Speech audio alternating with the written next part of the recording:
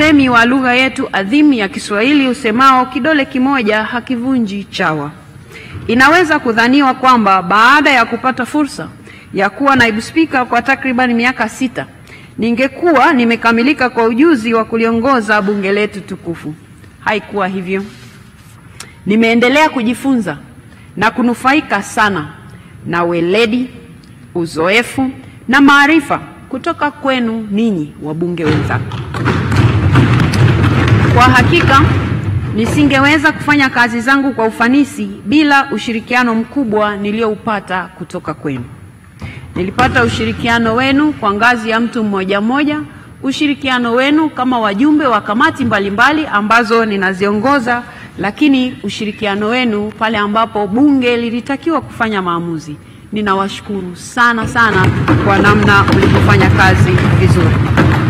Lakini kwa wabunge wenzangu wa Chama cha Mapinduzi, chama tawala, mmekuwa mstari wa mbele katika kuhakikisha kwamba ushirikiano wenu kwangu kama spika unaleta ufanisi katika kutekeleza majukumu yetu ya pamoja kwa kuzingatia maslahi ya chama chetu na matarajio ya wananchi waliotukabidhi dhamana ya kuwatumikia kupitia bunge hili.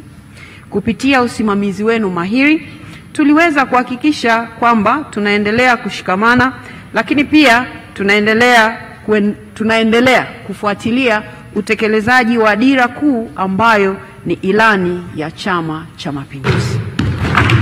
Lakini pia napenda kutumia fursa hii kuwashukuru sana waheshimiwa wabunge ambao mnatoka vyama vingine vya siasa vyenye uwakilishi hapa bunge.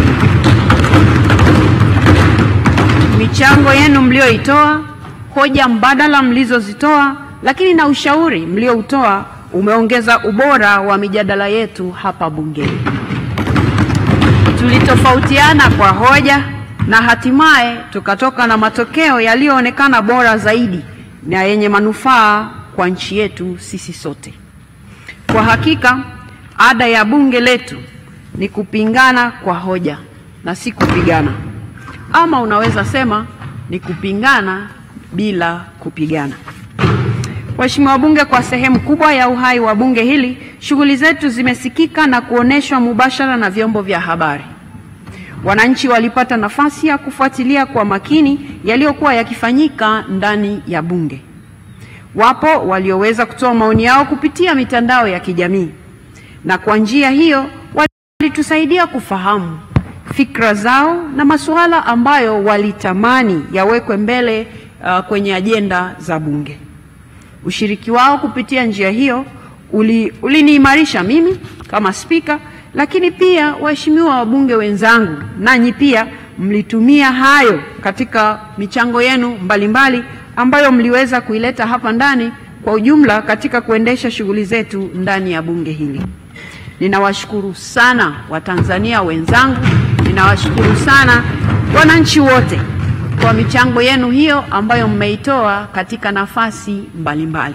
Sasa nimetaja hapa mitandao ya kijamii, lakini hiyo haikuwa pekee. Mnafahamu kazi zetu hapa nyingi zinahusisha wadau, na ninyi wananchi kama sehemu ya wadau mmekuwa mkijitokeza kwa wingi kabisa kuja kutoa maoni yenu, na sisi tumewapokea, na sisi maoni yenu tumeyafanyia kazi.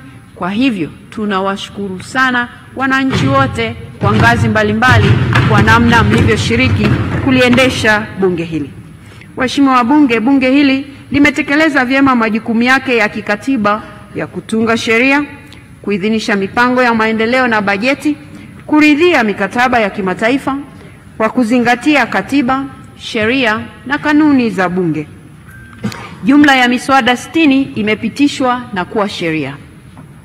Dira ya Taifa ya Maendeleo ya 2050 ambayo imeletwa mbele yetu leo hapa na waziri wetu wa nchi, ofisi ya Rais, mipango na uwekezaji. Lakini pia tumepata fursa ya kutazama na kupitisha mpango wa 3 wa maendeleo ya taifa wa miaka mitano 2021-2022 mpaka 2025-2026. Bajeti zote za serikali kwa kila mwaka zilipitishwa na bunge hili. Hatukupata changamoto ambayo bajeti ya serikali ilirejeshwa. Lakini waheshimiwa wabunge, mikataba, maazimio na itifaki takriban 16 za kimataifa zimeridhiwa na bunge hili la 12. Vile vile waheshimiwa wabunge, mmepata fursa ya kuuliza na kujibiwa maswali na serikali. Maswali ya kawaida yalikuwa 5,057. Waheshimiwa wabunge, mmefanya kazi kubwa ya kuwawakilisha wananchi kwa kadri walivyowatuma. Na haya ni yale maswali ya msingi. Maswali ya nyongeza yalikuwa 15,000. Waheshimiwa wabunge, kama mjuavyo, Mheshimiwa Waziri Mkuu alipata nafasi pia ya kusikiliza maswali yenu na yeye kutoa majibu. Maswali yaliyoulizwa Mheshimiwa Waziri Mkuu katika bunge la 12 ni maswali 260. Sasa idadi hii ya maswali inaonesha namna ambavyo waheshimiwa wabunge mmejishughulisha na hoja za wananchi, mmezileta upande wa serikali na serikali imeweza kutoa majawabu kwa hoja hizo. Na yale ambayo yanahitaji majawabu ya muda mrefu, basi serikali imeweka kwenye mipango yake ili wananchi waweze kutatuliwa changamoto zao, ziweze kufanyiwa kazi hoja zao.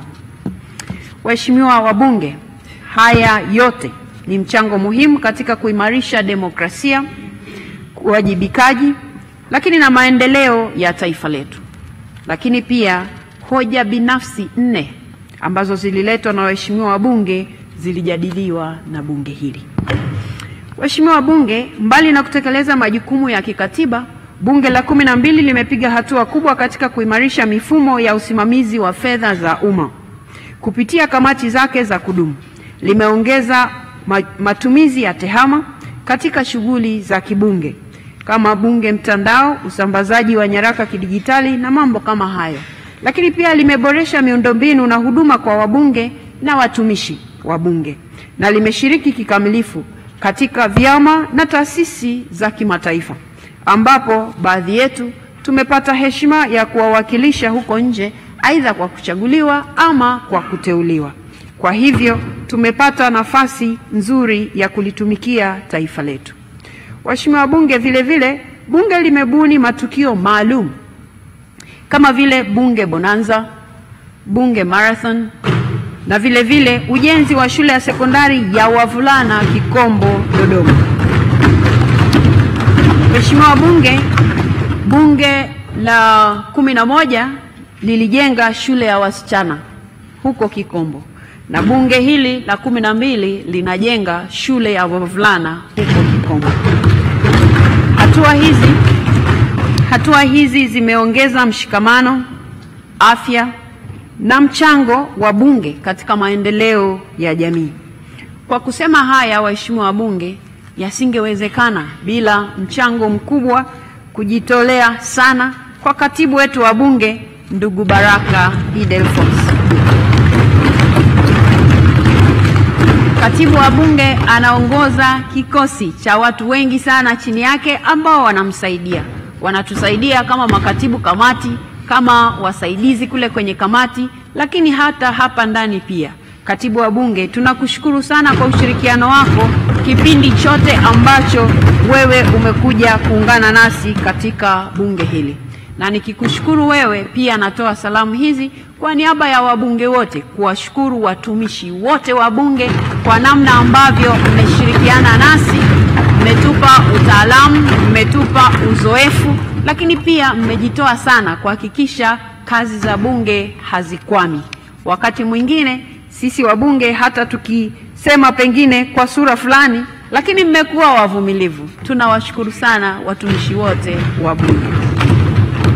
Waheshimiwa wabunge, kama ilivyokuwa kwa bunge la 12 kwa upande wa uspika, lakini pia nitumie fursa hii kutambua mchango mkubwa katika bunge hili la 12 wa aliyekuwa katibu wa bunge Nenelwa Mwihambi. Na yeye alifanya kazi kubwa sana, alitusaidia sana, na sasa amepata fursa ya kulitumikia taifa sehemu nyingine. Waheshimiwa wabunge, kama nilivyosema hapo awali, tuko ukingoni mwa bunge la 12. Mwenyezi Mungu akitujalia, kesho tarehe 27 mwezi wa 6 2025, Mheshimiwa Dr. Samia Suluhu Hassan, Rais wa Jamhuri ya Muungano wa Tanzania, atalihutubia bunge hili tukufu kabla ya kumaliza uhai wake. Sina shaka kwamba nyote mtakubaliana nami kwamba huu sasa ni wakati mwafaka wa kutambua na kupongeza kazi kubwa aliyoifanya Mheshimiwa Dr. Samia Suluhu Hassan kwa taifa letu.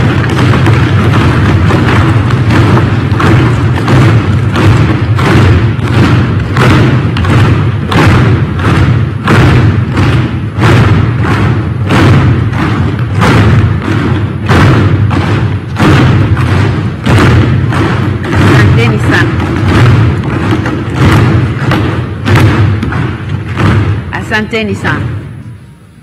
Na kwa kutambua kazi kubwa ambayo Dr. Samia Suluhu Hassan ameifanya, sitaweza kusema mambo yote aliyoyafanya katika kipindi hiki cha miaka mitano, kwa maana ya kwa sababu tunazungumzia uhai wa bunge letu, lakini ninyi ni mashahidi na Mheshimiwa Waziri Mkuu ameshatoa maelezo ya ziada kuhusu tuzo ambayo sisi wabunge katika historia ya nchi hii tulitambua mchango huo wa kipekee kabisa ambao ameutoa kwa taifa letu.